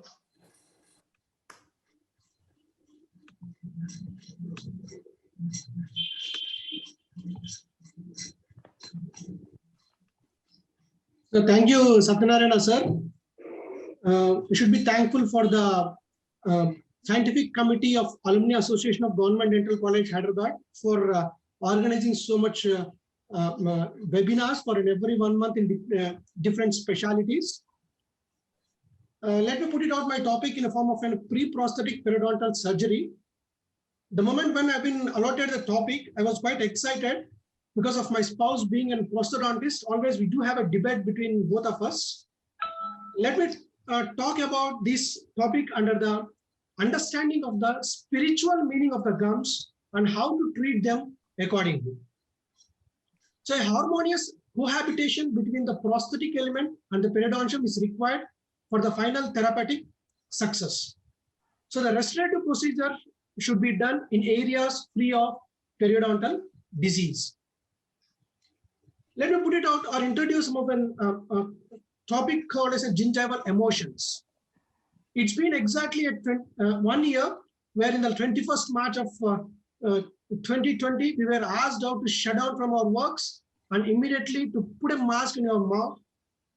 Similarly, we do have some emotions because of the virus, which is making us to not to do or restrict our works. Similarly, all of a sudden, if you have given a prosthesis to a gingiva, it do have its own emotions. Why I'm talking about the emotions? Because the gingiva consumes an oxygen. The oxygen consumption of the gingiva varies depending upon the amount of inflammatory component which is present on the gingiva. So how do these gingiva expresses its emotions towards its prosthesis? So either it can love the prosthesis, or it can hate the prosthesis, or it maintains a very good relationship with the prosthesis, maintaining gingival marginal stability. So what factors will determine these gingival emotions? Let me put it out. Already have been an elaborative lecture by Dr. Raja sir. He has spoken about all the topics and individual factors like biotype, gingival sulcus, plaque, contacts and contours, and the type of the restorative material. So there should be always a good perioprosthetic, that is a good relationship between a perio and prosthetic for the success of an aesthetically outcome. This success could be either because of an exposure of an healthy tooth structure, where we require during a coronaradicular caries, or an oblique coronaradicular fracture in the coronal segment, or the root perforations on the root resorptions in the coronal because of an external or internal root resorptions. Or to increase a clinical crown lengthening, the good relationship between a perioprosthesis could be because of an aesthetics where the gingival asymmetry is present, and for the biologic, as the supracrustal tissues, when they encroach by the prosthesis, or in the form of a retentive for an prosthesis, and a biomechanical preparation for presence of to Feruli effect, or the mechanical for the presence of an abutment. Let me put it out in front of you. Have a small poem where the little man who wasn't there. As I was going up the stair, I met a man who wasn't there. He wasn't there again today. I wish he should stay away. To extrapolate this poem to the realm of your dentistry, let me put it out in such a way that here I refers to the dentist and the man refers to the gingival health. A frustrated dentist always wants to be the gingival health before he prepared for definitive impressions. He tried it out for this once again, but he couldn't make it out. But still he wished that this gingival inflammation should not be there even after he make his definitive impressions. So we do have certain criteria to find it out when these definitive impressions has to be made. That is the tissue maturation. We have to rely after the tissue maturations only, the definitive prosthesis has to be prepared. What criteria should be taken out, how and what is the importance of this tissue maturation is the reappearance of the typical pink coloring is one of the criteria to know the tissue maturation has been happened, and the returning of the surface stippling, and a reform of well-defined gingival sulcus with a detectable, which is detectable on the probing, and the stability of the gingival margin. Bone always sets the tone, but the tissue is always the issue. Wherever you place your dental implants, always the bone nicely forms around your implants to osseointegrate, but the tissue doesn't follow the implant contour. It only follows the alveolar bone contour. Let me put it out about the cases regarding this topic of bone sets the tone, but only the tissue is the issue. Here you can see a fractured tooth, a multiple fractured tooth in anterior segment in aesthetic zone, where we extracted the tooth as atraumatically as possible without reflecting the flaps, the buccal and the palatal flaps. Then we prepared the recipient bed by tunneling using a blunt dissection only with the periosteal elevators. We prepared the tunnels on the buccal aspect and on the palatal aspect, and immediately we made a template, the tin foil, to know the epithelialized component or the extraction sockets, orifice, to know how much amount of epithelialized component of the graft should be there. And then immediately the implant has been driven into the prepared osteotomy site as per the manufacturer's instructions. And a palatal graft has been obtained. Here, what could be the significance is we prepared a palatal graft in such a way that it do have a two wings, where the wings, which is consisting of only the connective tissue component, and the orifice of the extraction socket is consisting of the epithelium and the connective tissue. So we call this graft as an epithelialized subepithelial connective tissue graft, or we can call it as a combination graft. Then it has been secured after tugging of the connective tissue element of the graft into the palatal and the buccal aspect. We secured the graft, and after 2 weeks, we have given the provisional prosthesis. Let me introduce some of the other term called as a periodontal strategic extraction. Before the implant's placement, before the implant has been introduced into the dentistry, most of the periodontists used to do the procedures of root resection, bicuspidization, and hemisection, trying to maximize the prevention of extraction, complete extraction of the teeth. So as they are important for abutments, we call it as a strategic extraction for the maintenance of the prosthesis. So we did a case of bicuspidization, which can be done in mandibular molars, where we consist of two roots present. So immediately when we found it out, where there is a minimal amount of bone which is, or in a furcation, if you find it out a caries, or a minimal amount of bone available to one of the roots. So immediately we made it out after endodontic therapy. We made the two segments, the mandibular molar, into two segments resembling to the top in individualized premolars. Then about the root resection, where individual root in a mandibular molar or in a maxillary molar, immediately which we do have a loss of more amount of alveolar bone, and where we can't regenerate the amount of alveolar bone. So with that particular segment of the tooth which can't be regenerated has been resected. In this case, where we have resected the mesial root of a mandibular molar and nicely secured so that it can be used for a future prosthesis, where we have to take into considerations of prosthesis contacts and the contours, very, very important in these cases, where always a plaque control maintenance is very, very important.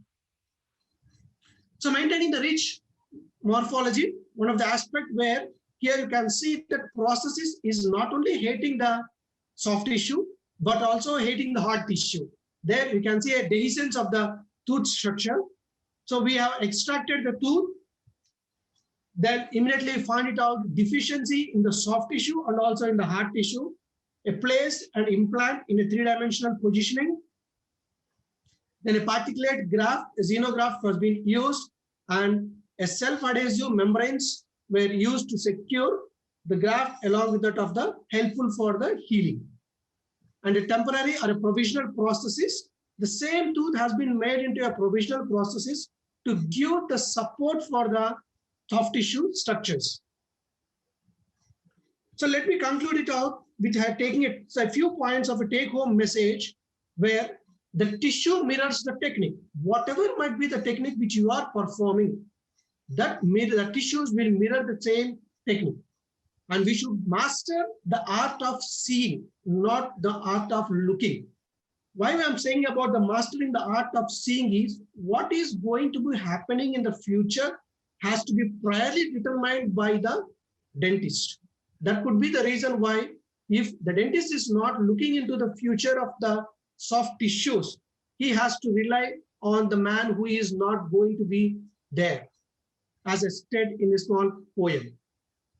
The impressions are made, not taken. So not the soft tissue is molded according to how we want to take, but how the soft tissue is there, we are not going to take the impressions how it is going to be there around the tooth. So always a multidisciplinary approach is better rather than an interdisciplinary approach for a dentist.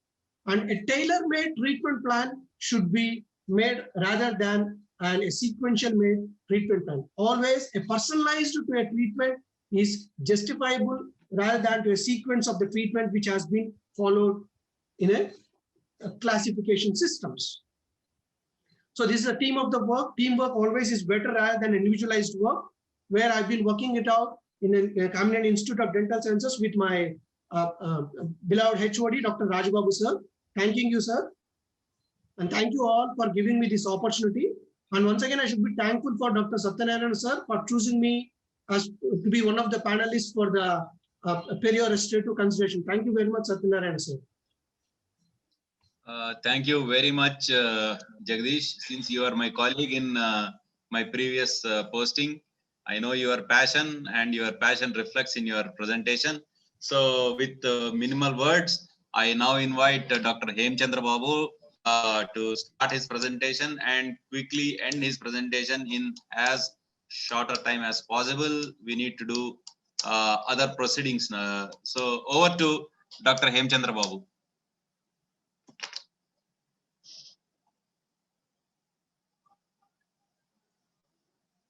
Hemu. Hemu. Yes, sir. Yeah, start, Hemu. Start. Please start early. So the slide is visible? Yes, you are visible, you are audible, loud and clear. Go ahead. Okay, sir. Thank you so much. So I'm not going to take much time. So my topic is on crown lengthening.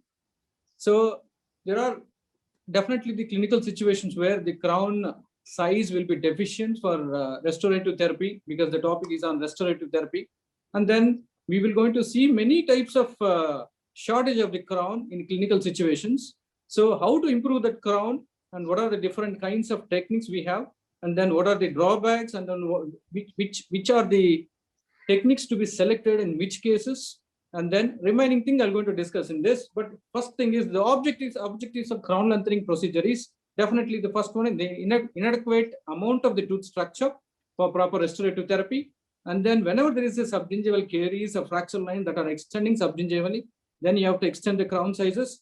And also for cosmetic improvement, and then correction of the occlusal plane, and then facilitation of improved oral hygiene, and then subgingival location of the లేదంటే పని చేయొచ్చు మీరు ఏదైతే share developer land lord ఉందో ఆ share కూడా ఏంటి hello, so there is a landlord share ఏ రూపంలో సైలీడే hello sir, is it visible, sir?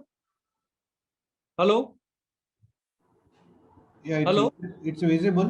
Please go ahead. Somebody just okay sir. they need to mute. Yeah. Next, diagnostic consideration.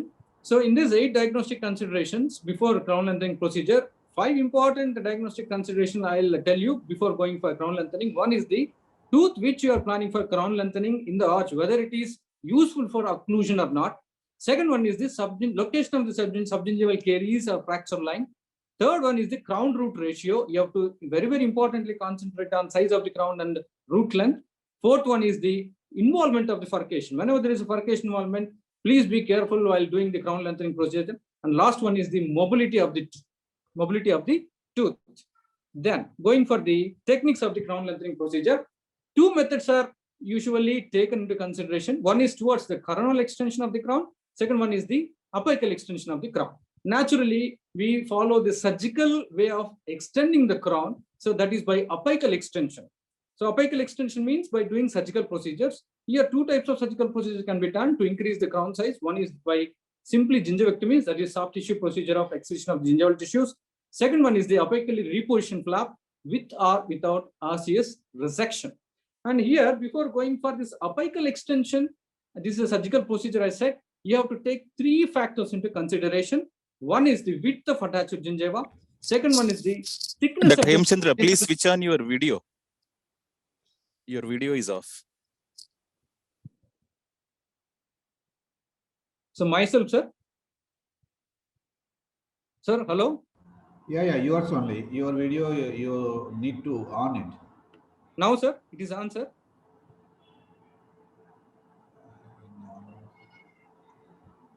You are audible and you are visible too. Go ahead. Yes. Okay. So 3 factors are taken into consideration: width of attached gingiva, thickness of the marginal alveolar bone. Third one is the amount of sound tooth structure above the crest of the alveolar bone. So this is very important, these 3 factors. And then you can see the pictorial diagram where one side, right side is the coronal extension of the crown, left side is the apical extension of the crown. Coronally, if you speak, we can extend the crown size by extrusion by orthodontic means. Second one is by developing post and core and then preparing metal copings. So by apical extension, I already said two procedures, gingivectomy and apical reposition flaps. Then this flow chart will explain the surgical way of crown lengthening procedure based on two important factors here. One is the sufficient width of attached gingiva. Second one is the width of the marginal bone here. If there is a sufficient width of attached gingiva present, go with the two procedures, gingivectomy, either apical reposition flap, anything can be selected. And if there is no sufficient width of attached gingiva present, consider two important findings: the amount of marginal bone. If it is thick, go with the apical reposition flap. If it is thin marginal bone, then don't go with the apical reposition flap. First do the free gingival graft, then after 3 months, go with the apically reposition flap. But if there is lack of attached gingiva is present, don't go with the apically reposition flap first, then go with the free gingival graft first, then go with the, after 3 months, prepare for apically reposition flap. Then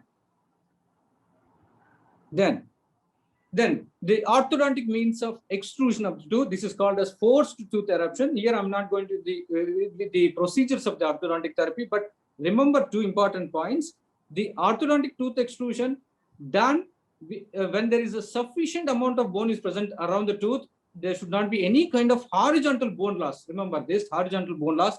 But if there is a vertical bone loss, still it is indicated with the orthodontic forced tooth eruption. But one contraindication here is there should be sufficient amount of tooth should be present. If there are few remaining teeth in the oral cavity, then definitely you cannot go with the forced tooth eruption by means of orthodontic therapy. And to enhance the treatment, orthodontic treatment, to speed up the procedure, you can do with the fibrotomy technique along with the orthodontic therapy. So you can complete the procedure by 1 month.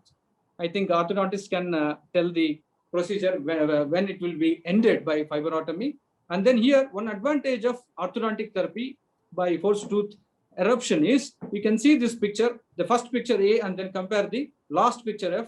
You can see the marginal gingival positions compared to the adjacent tooth, central incisor. There is a unequal marginal length. When you are excluding the tooth, what happens? The attachment of the marginal gingiva also comes down along with the tooth, so that in the last picture, in the bottom, you can equally position the marginal gingiva, which will increase the aesthetics of the patient.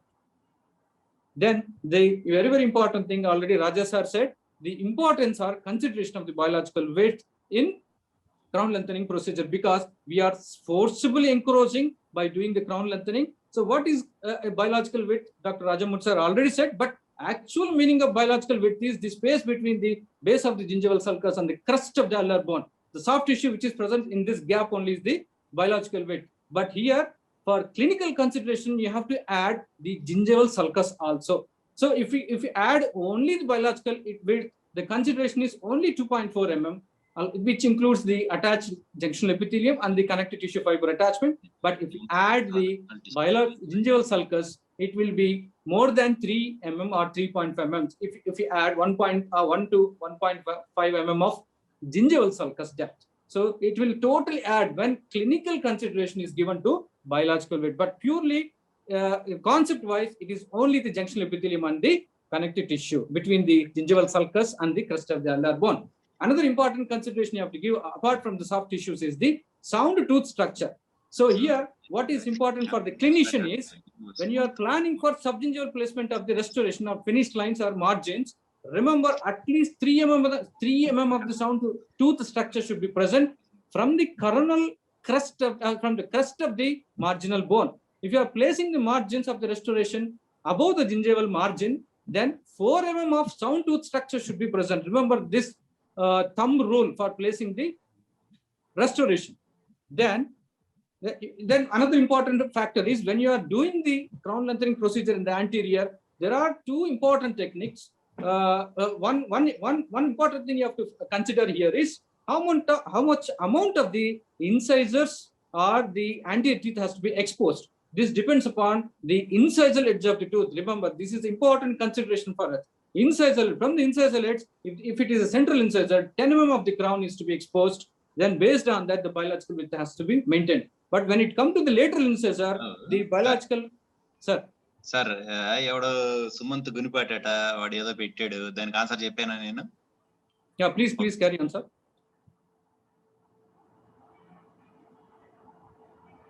Hello, Satyanarayan, sir. Yes, go ahead. Yeah. Okay. Go So ahead. here, the biological width of 3 mm maintenance is not possible in case of lateral incisor because the lateral incisor edge is little bit 1 mm above the central incisor canal. So this point has taken into consideration. So 2 mm of osseous resection is to be done in case of lateral incisor. If you do 3 mm, you will go into disturb the scalloped nature of the gingival position because the gingival position also depends on the scalloped nature of the alveolar bone inside. Then you can see the restoration. Based on the restoration, what is the measurement you have to follow during clinical placement of the restoration? Remember, the abutment size from the crest of the alveolar bone, it has to be around 8 to 9 mm. And then in this, the occlusal surface of the thickness of the restoration must be maintained at least 2 mm. From there, the abutment size has to be maintained 4 to 5 mm from the crest of the alveolar bone. Based on this, so remember, total 9 mm of the sound stool structure, if you build up along with the restoration from the crest of the alveolar bone, it will be sufficient to maintain the width of biological width maintenance. So you will not going to violate the biological width here. But remember, the rule of thumb is the maintenance of 3 mm of the biological width. But it will not going to happen in all the cases where you will get this kind of picture of tissues. But depending upon clinical situation, you have to vary. Another important thing is when you are planning for crown lengthening on multiple toe, so you have to consider so many things into factors. That is, one important factor you have to consider is determination of the occlusal plane. So I request all the clinicians to follow the Abbes-Shilla system of determination of the occlusal plane. It is available in the internet. Please see that. If anybody knows it, can enlighten us regarding this Abbes-Shilla system of determination of the occlusal plane. This is very important for crown lengthening procedure of multiple teeth in the oral cavity. Then all these 4 important points has to be taken into consideration pre-operatively before going for crown lengthening procedure. And then the hard rule is this picture will dictate us after crown lengthening procedure where exactly the marginal finish line should end. Exactly, if you see the magnification of this marginal restoration position, the marginal restoration position or finish line should end above 1.5 mm from the base of the gingival sulcus. From the base of the gingival sulcus, the crest of the alveolar bone should be at least 1.5 mm. So this is the rule of thumb you have to maintain. But whether it is possible during clinical procedure or not, the clinician should decide it. So, but ideal location of finished lines in the subgingival sulcus is at the 1.5 mm from the gingival sulcus, base of the gingival sulcus. Then, if there is a gummy smile is there, excessive gingival tissues are there, gingival excess is there, how will you going to follow? So these are all the points you have to remember before increasing the crown length in a gummy smile patient in the anterior region. So all these points should be taken into consideration. So I'm just skipping these points because of lack of time. Then, so I'm directly showing the technique in a gummy smile patient. So here you can see the picture of first and last. It is a case of excessive gummy smile where the external bevel gingivectomy is done. In these cases, there is no involvement of the removal of the alveolar bone, but only the gingivectomy done, that is external bevel gingivectomy. So why I'm stressing on external bevel gingivectomy means this will going to remove the gingiva and then you can create a proper contours of the crown or gingival contour. But one important consideration here is you have to see the skin complexion of the patient. If the patient is a dark complexion, a dark skinned patient, you cannot do this external bevel gingivectomy because the gingiva will give you a very pink color that will look an awkward appearance for the patient. So in those patients where the skin is very dark in color, so you can go with the internal bevel gingivectomy where you can preserve the pigmentation of the gingiva. Then you can increase the crown sizes. So I'm going to show some of the clinical cases here. This is the case where we have done only the gingivectomy in order to increase the size of the crown. Different clinical cases, I'm just showing it. So here we have removed the gingiva, gingivectomy done along with apically reposition. It's a combination of all the things we have done. So this is a clinical case where we need to plan according to the situation. So here we have done the gingivectomy procedure, apically reposition flap, along with the osseous resection to increase the crown size. And then here we have done the electrocautery in an orthodontic patient. We have not touched the bone because the patient is still under orthodontic therapy. So we have increased the size and then only by remove the gingiva by electrocautery. This fourth picture in the down shows the crown which is increased just by electrocautery. And this is the case where fractured tooth is present. In this case also, the crown is short in appearance. In this case, we have used the laser gingivectomy procedure. We have not involved the bone here, just clinical crown size increased by laser gingivectomy procedure. And this is a case where, again, a typical case of apically repositioned flap along with osseous resection. This you can take into consideration, where the flap is reflected beyond the mucogingival junction, made the flap mobile, and then osseous resection done. Sufficient amount of crown is increased. Remember how much crown you need clinically for a proper restoration is at least 6 to 8 mm of the crown exposure is needed for a proper placement of the restoration. Please remember this. Then this is the last case. This is also same thing where the apically repositioned flap is done along with osseous resection.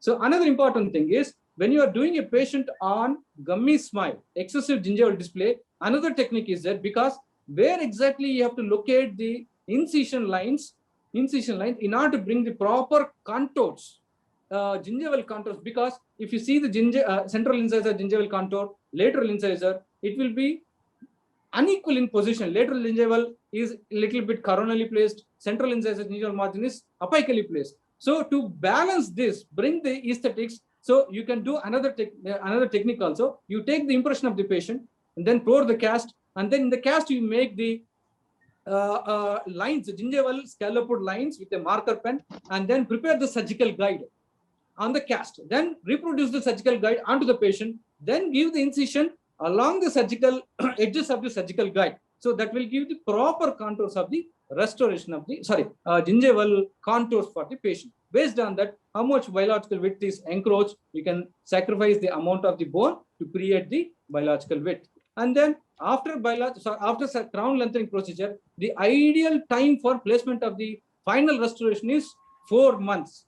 You have to wait till the 4 months so that the final margins, and then whenever you touch the bone, you have to wait for 4 months so that gingival margins are established, and then the tissues can maintain in an absolutely healthy state. So with this, I conclude my crown lengthening procedures. Any questions are welcome. And I wholeheartedly thank Dr. Satyanarayan sir and all the Alumni Association Scientific Committee members for giving me this opportunity. Thank you so much, sir. Thank you. Thank you very much. It was indeed a exhaustive presentation on crown lengthening, which gives insight to all the restorative dentists of what the considerations are and how the clinical scenarios should be done. Now I hand over the proceedings to Dr. Vivek Vardhan sir, the scientific committee head of Alumni Association, for further proceedings. Thank you, the keynote speaker, Dr. Rajamurthy, and all the 3 panelists, Dr. Anupama, Dr. Jagdish, and Dr. Hemachandra Babu. Let me invite our teacher, Dr. Jaikumar sir, who is among the panelists, to say a few words and share his experience. Jaikumar sir, welcome. Thank you. Thank you, Vivek. I know all the speakers, Rajamurthy.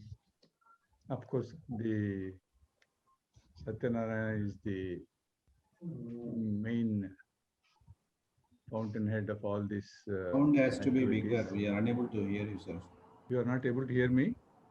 It's very low. Okay, 1 second.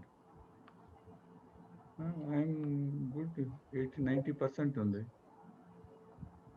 You are quite audible, sir. Okay. Today's subject is not really my cup of tea, because a lot of implants, lot of soft tissue augmentations and this thing. But I could see Rajamurthy exactly at 59th minute he stopped. The other 3 panelists, they were having a wealth of information, and there was a little pressure on their time. It is a lot of very good information, and I think I wish they had a different and elaborate session among the periodontists. Not all what they speak might be of interest to the general dental practitioner. This is a good concept, wealth of information, as long as you remember all the details. And I'm glad that the scientific committee, and I see so much of persuasion by the scientific committee chairman, Vivek. So much of marketing. Still, I think the Sir, it is not marketing. I know, I it just is persuading. I said first. Then I see every half an hour or every half a day there is a reminder: join this, please join. The number of this thing and details are there. And with, in spite of that, I think it is nearly 170 or something way. Yes, sir. It is 185. 185, and the subject is little choosy one. Not everyone will understand the depth of it, but the attempt is there. A lot of postgraduate students, people who really practice implants and soft tissue corrections, soft tissue issues. And I think Jagdish has I learned something from Jagdish Reddy's today. Gingiva has got emotions. I didn't know that. I have to speak shortly on somewhere else on stress and periodontal disease. And I want to add a slide of what gingival emotions. I think D.S. Mehta has published one on our gingiva smiles or gingiva breathes also. D.S. Mehta from Davangere. And he has also used a lot of play with the words issue and tissue and things like that. Sometimes this causes a little amount of amusement and also a little amount of diversion from the hardcore subject matter as such. I congratulate all the panel speakers. I congratulate the office bearers, the scientific committee, Krishna and Ramaraju and Satyanarayana. All of them have done a commendable work, and I hope we will continue to do it. Thank you so much. Thank you, sir, for your message. I invite our beloved President, Dr. G. Chandrasekhar, to deliver concluding remarks. Good evening once again, and like the one-man army, Vivek has been after everyone, literally pursuing and literally pushing and literally requesting to come and join. Well, probably today, most of the webinars have become like that. Probably, I don't know what is the reason, but you need to push, need a lot of push.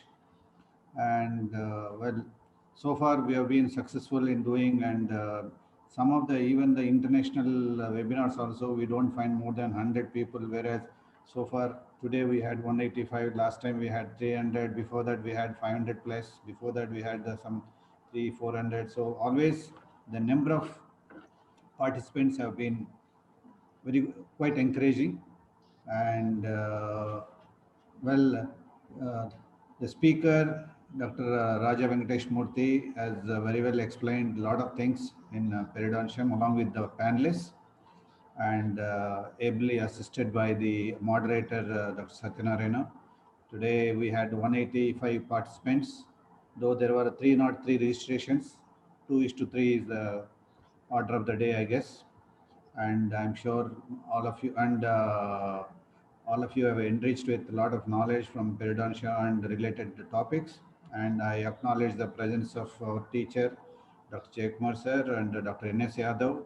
And just now I could see my classmate, Dr. Murlidhar Mupparpu, who is going to be the speaker for next month. So welcome, Murli, and thanks for joining today.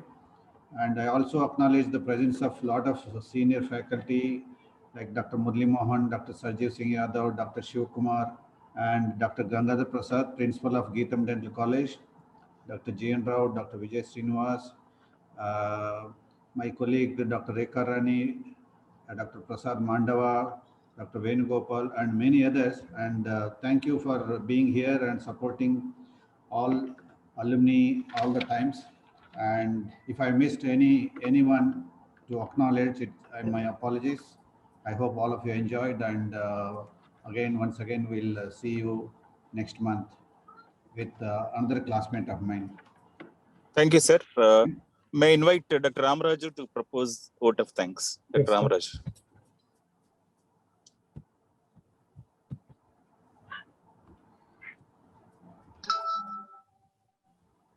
So I'd like to take this opportunity to thank President, Secretary, and the EC members of our Alumni Association, and the principal and the faculty of our Government Dental College in Hyderabad, and the senior alumni members who are participated enthusiastically in this meeting, and all the attendees who are very much interested in knowing the basics of the topics and everything, and the scientific committee particularly led by our Vivek sir. And as Jayakumar sir was mentioning, sir was attending everything, and sir attending by 180 people also, it's not a small number. This entire effort or entire credit goes to Vivek sir, and the selection of the panel members or the speakers of various teams, as Rajamurthy sir was mentioning, we on the head of the shoulders of the giants we are sitting, and then we are seeing in future.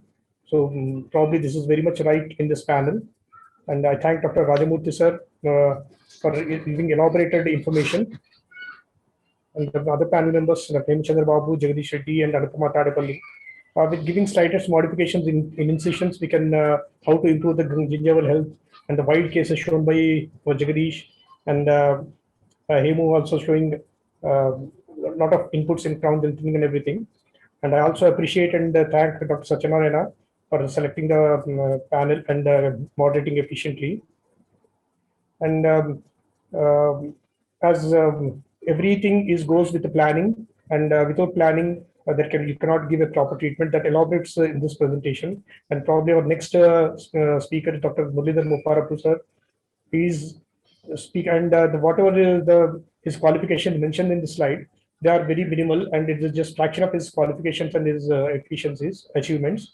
He's absolutely a legendary speaker, and we should all waiting to listen to his topic, that is role of CBCT scan in dental practice and oral implantology, so which is very much useful and very common thing for planning and everything. So I welcome all to join the next webinar. And above all, I thank Gundeep Singh from Huawei for organizing this event and facilitating our platform. Thank you all. Okay, thank you everyone, and have a good evening. See you next month on Sunday, 18th April for the next webinar. Thank you everyone. Good night. Good night. Thank you, sir. Thank you, sir. Thank you so much. Thank you.